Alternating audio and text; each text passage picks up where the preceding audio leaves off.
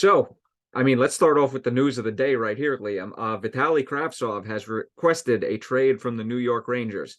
And yeah, I kind of saw this coming because he just wasn't getting any playing time. You can speculate as to why. I just have a personal thing that I just think Drury and Gallant dislike him for some reason. Um, he didn't really do anything to be warrant to warrant getting continuously healthy scratched.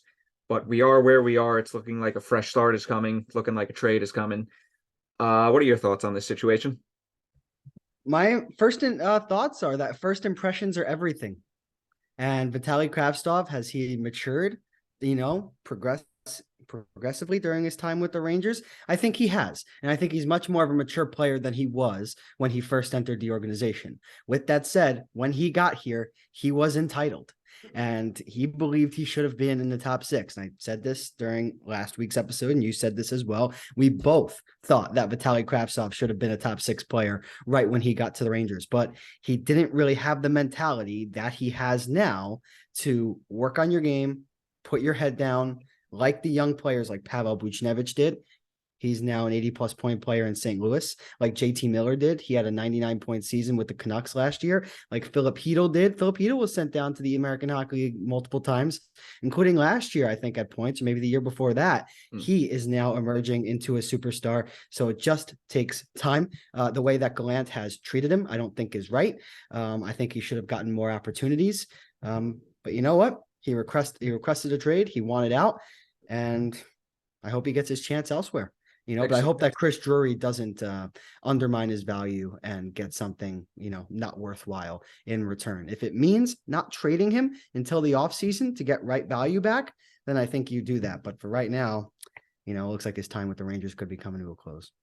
Yeah, actually, this first impressions thing is actually a little bit of a weird one because remember when Quinn was still coach at the tail end of the 2020-21 season? And Kravtsov actually came back over from Russia after the KHL playoffs and was inserted into the lineup. And I think he was 20 at the time, was actually playing pretty well for being on a pretty bad team at that point in time. That's right. He did play pretty well at the time. But again, he didn't want to stick around in a role where his place in the top six or in the starting lineup was really in question. And again, this is a player that's been through a lot ever since he's entered the league. And I think that there are comparable players around the NHL that just need a change of scenery. And I hope that Chris Drury finds a good trade partner for Kravtsov because he is a talented player. And I think once he gets some muscle under, remember, Pavel Buchnevich was very similar to Vitaly Kravtsov during his first few years with the Rangers. He was a player that was not undersized, but a little bit small, not really well built. He got knocked off the puck easily. He was a player that you knew had raw skill, but he didn't adjust to playing the NHL game well enough. And he's figured it out as he's grown into his body with the St. Louis Blues. And I think the same will happen for Kravtsov. And I said it last week and I'll say it again. I just don't think Kravtsov at this point in his development fits the Rangers timeline. I just don't think you can add another forward to a group of Capo Caco, Alexis Lafreniere, multiple Will Cooley, multiple young players that are continuing to develop and just wait. This is a win now team. The time for the Rangers to win the Stanley Cup is this season. You do not go out and acquire Vladimir Tarasenko and Niko Mikkola if you're not ready to win a Stanley Cup. And the matter of the fact is, Vitaly Kravtsov doesn't help you win a Stanley Cup this year. Yeah, in the future, he very well might be. Yeah, the funny thing in all this is when he actually, like going back to the end of the 2020-2021 season, just to clarify, he was 21, not 20. I looked it up. The funny part is he was actually playing noticeably better than Lafreniere and Kako at the time. It comes down to where you're selected, Well, I mean, gives you more leeway. That too. 1 and 2 is not the same as number 9. Yeah, here's the thing with number 9s compared to like first and seconds. First and seconds, you're expecting them to be full-time NHLers right away. So now some years a number 2 overall pick will spend most of a year in the minors, just depending on the quality of the draft class coming out of the draft immediately. It happens. Not every draft class is going to be McDavid and Eichel. But he actually was playing pretty well. That was, then again, this was a different state in the Rangers rebuild. But then Drury takes over as GM, Gallant takes over as head coach, and it was probably them. I just think they had a very different view of Kravtsov as a player than Gorton and Quinn did, which is pretty obvious because, he's getting continuously healthy scratched, and all the things that have gone down over the past 2 years have gone down. It's in the past now.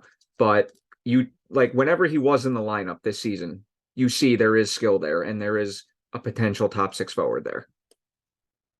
There is without a doubt a potential top 6 forward there, and there is skill there, but you need to complete the other areas of your game before you can be trusted in a role such as that. And again, I really don't want to speculate too much on why Gerard Gallant, doesn't seem to have a lot of faith in Vitaly Kravtsov. Nobody knows. Nobody knows why. Nobody's at practice except the open practice that the Rangers had a few weeks ago, but nobody's there during the drills, seeing how his skating is, seeing what's good about his game, seeing what's not so good about his game. So it's really all pure speculation. We can both sit here and say that Kravtsov's had a good year. I think statistically he hasn't had a good year, but I think he's proven in leagues, such as the KHL, that this is a talented forward. But if you can't figure it out with Panarin, everybody's able to figure it out with Panarin. There's only 2 players on the Rangers roster that have except Trocheck apparently. Yeah, Trocheck and Kravtsov. That's the 2 players that I was speaking of. But again, I just hope that Chris Drury gets reasonable value back. I saw a rumor on Twitter for a potential trade, including Vitaly Kravtsov, and it almost made me throw up in my mouth. Nick Bukestad and Nick Ritchie for Vitaly Kravtsov. That's Blue Seat Blogs, or I think that's the name of the wait. Twitter. And hold on. Yeah. Wait, Kravtsov for Nick Bukestad and Nick Ritchie straight up? I mean, I guess they can do worse, but that's not great. On a young player, I don't want Nick Bukestad, who had his best career with Florida and has kind of been middling around with Pittsburgh and now with Arizona. Nick Ritchie, I mean, come on. I mean, I like Ritchie. He's a big-bodied forward. He can play well on that second power play unit, but please, I mean, I think we could do a little bit better. Go for a young player. Again, this is a former 9th overall pick. This is somebody that if you send him to a team that can adequately let him develop, he could be a top line player in the NHL or a consistent top 6 player in the NHL. So Drury's got to be really careful and make sure whoever he acquires in exchange for Vitaly Kravtsov in any trade at this upcoming trade deadline helps the Rangers win the Stanley Cup. Yeah, I'm just hoping this doesn't turn out to be one of those post 94 trades where everything worked because they won the cup that year, but long term, all the moves they made, or most of them, just did not work out well for the franchise. But hey, they won. So would you rather have 15 years of pretty good seasons with no Stanley Cup, or one Stanley Cup and, a little bit of a directionless, kind of franchise for 5-10 years after that? For me, it's a tough question to answer, but we're in this to win the cup. This is so if the Rangers win the cup, the Rangers win the cup this year and they have 5 mediocre years after that, I'll look back to the end of the 2023 season and say, you know what? Sucks being a fan right now, but we won the fucking Stanley Cup. So I'm really hoping that's the case. And just lastly, I was talking about this with my friend Mike the other day, and we kind of both came to a middle ground of Kravtsov getting dealt a bad hand, because whenever he was in the lineup, he was playing with Panarin and Trocheck. And we've clearly seen that pairing just hasn't worked out so far this season. It doesn't matter who you put on the third as the third player on that line. If those two aren't working together, it kind of just becomes a moot point. Well, the center drives the play, right? And you know what? Your two wingers are only as good as your centerman is. And I'm not Well, at saying least that the Vincent center is Trocheck, supposed to drive the play. right. And I'm not saying that Vincent Trocheck is a bad centerman. I just don't think that he's the right centerman. I would like to see, and we're not going to see this since Vladimir Tarasenko is a Ranger, but I would have liked to see Panarin on the left, Zibanejad in the middle, and Kravtsov on the right. I think they might have put that lineup combo together for one game this season, maybe a handful, or maybe put Hedel in between Kravtsov and Panarin, you know? I would like to see that combination and the combination featuring Mika Zibanejad in lieu of Trocheck, because I agree with you guys. You make good points.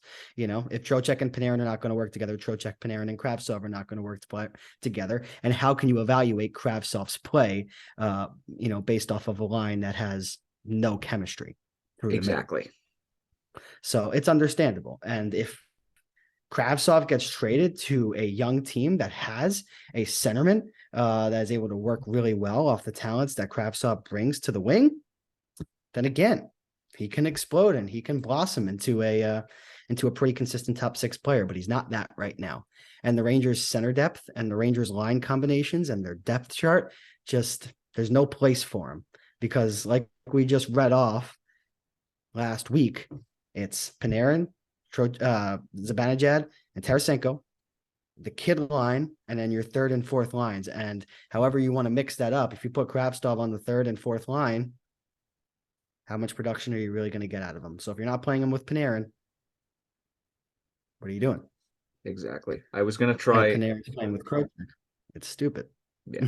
I was trying to look up a stat that someone either sent me or I forgot where I saw this, but it was something along the lines of the amount of goals at 5-on-5 the Rangers have scored when Panarin and Trocheck have been on a line together. It was literally like 6 going into the game against Carolina Saturday night, and Panarin just seemingly had a 4-goal game. So I'm really, really hoping that that was a clicking moment for those two. But if that move is a flash in the pan, that's concerning. You're saying Panarin being put together with Trocheck. with Trocheck. Okay. Yeah. Did I say Yeah. Zibanejad? I'm sorry. Yeah, you did. It's okay. Sorry. No worries. No worries. But then again, I was just a little confused because Panarin was playing with Trocheck. But yeah, I think one game sample isn't really good enough. And you can complain or not complain, or you can be critical rather of Vincent Trocheck's play this season. But let's also talk a little bit about Panarin, right? Because outside of the secondary assist, from a goal scoring I found the perspective, stat. I found the stat, by the way. this hasn't been Panarin's best season goal scoring wise. So No. I'm happy to see that unlocked. But what's the stat you have?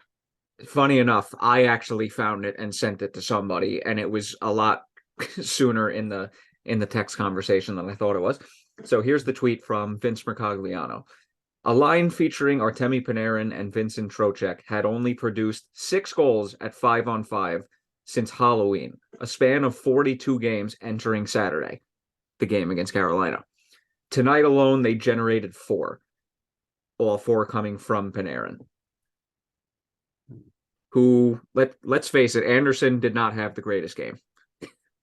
I was not able to watch that game, but yeah, Anderson did not have the greatest game. Watching the highlights, and I think Panarin beat him glove side, Yes. a handful of times. So obviously he had picked a spot on the Carolina netminder. But yeah, again, they had a good game. They haven't had good stretches so far this season. I don't understand, and you can probably give me a little bit more insight. Why wasn't Panarin, Zibanejad, and Tarasenko that line moving forward? Like, why did Gallant break that up? Was that broken up before the game? Was that a mid-game adjustment? It was a mid-game adjustment. So where was Tarasenko playing then throughout the entirety of the game? I know, I'm pretty sure Panarin, Zibanejad, and Tarasenko started the game, if I remember correctly, but then Gallant's thing with changing lines. I'm pretty sure Zibanejad stayed with Tarasenko. And I think Kreider got moved back up to that line also. If I remember correctly. If I'm dead wrong, somebody please comment, because I don't really take notes. I just kind of try and take mental notes, and with me trying to remember stuff, no bueno with the way I sleep, no bueno. Right. Certainly understood. All right, so just Um, to come back to Kravtsov to end this particular portion with a stat. This is the reason why I brought up that Panarin and Trocheck stat. Like with like when you have a 42 game sample size worth of proof. Actually, okay, it technically might be 43. Yeah, entering Saturday. So, including Saturday, it's a span of 43 games. That Panarin and Trocheck together have combined for where at least a line featuring Panarin and Trocheck have combined for 10 goals at 5-on-5 in a 43 game span, and four of them came in the game on Saturday night. So we have a large enough sample size to prove where no matter who was on that third line, or excuse me, no matter who was the third wheel, quote unquote, on that line, they were basically just a victim of terrible circumstance. they were a victim of terrible circumstance. I agree with you. And it wasn't And just Kravtsov. it was not just Kravtsov, but also to play devil's advocate. With that said, it's not like Kravtsov has clicked with any other line mates he's been with. I mean, can you And the sit here sad and part say I is, really, sorry to cut you off. yeah, The sad part is, like, he hasn't been bad either. Like, he hasn't been outright bad. he has not been outright bad, but I don't think he's been outright great either, and he's not standing off of the page. I just can't sit here right now and say, yeah, I'd love to see Kravtsov with Hedel. You I'd can't love break to up see the kid line. Kravtsov with Kakko. Can't break up the kid line. Okay, I'd love to see Kravtsov with Trocheck. Okay, he's got a problem with Trocheck. I'd love to see Kravtsov with Zibanejad. Sorry, that's not happening. Kravtsov's not playing on your first line. So where is he playing? If he's not playing with Trocheck and he's not playing with the kid line and he's not playing on the first line, where are you going to put him? You're not Just to breaking be up that third line. You can't have him on a line with Trocheck. Gallant's not going to put faith in him to put him on the first line. And if you put him on the fourth line, everyone's going to get their panties in a bunch. So what do? The only thing you can do is scratch him, unless you want to so break up the kid line, what I nobody brought wants up to do. I brought this up to a friend the other day. At least when Quinn was coach, this is solely referring to Laugh and Kako. At least he was playing them. Like, obviously they would make a mistake and go down to the fourth line. That's just what coaches do with young players most of the time. But he wasn't taking them out of the lineup. Different point in the New York Rangers history, if you ask me. I mean, the Rangers were a young rebuilding team at that point. And, if they had played up to an inch of their potential, Capo Caco was, a top six forward on that team. Alongside Ryan Spooner and Ryan Strome at the time, all these players. Oh, that's a throwback. Now the Rangers have an embarrassment of riches Mm. at the forward group, especially acquiring Tarasenko. So unless Kravtsov comes out and blows the roof off of the place, I just don't think there's room for him to get consistent minutes. And I'll wrap up the Kravtsov conversation on this. You know what Kravtsov really needs? A trip down to the American Hockey League to play first line minutes. First line minutes. Here's the Get him only his reason. confidence, get him adjusted to the North American game, but he won't do it. And he'll threaten to leave and he'll threaten to go back to Russia and he'll send in his trade request, which he Well, already did. And uh, that's what his development needs. here's the thing. He's not waivers exempt. He So would you have to can't send pass him down. through waivers, and you know damn well that he's not going to.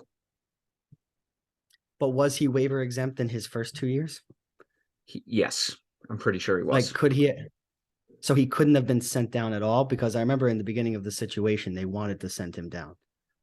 No, I know 2 years ago he was sent Yeah, two down years ago. because, well, 2 years ago, excuse me, he was waivers exempt because I'm pretty sure this is going off the top of my head. Somebody would have to double. I'm pretty sure. I know for a fact that first year entry level contracts are waivers exempt.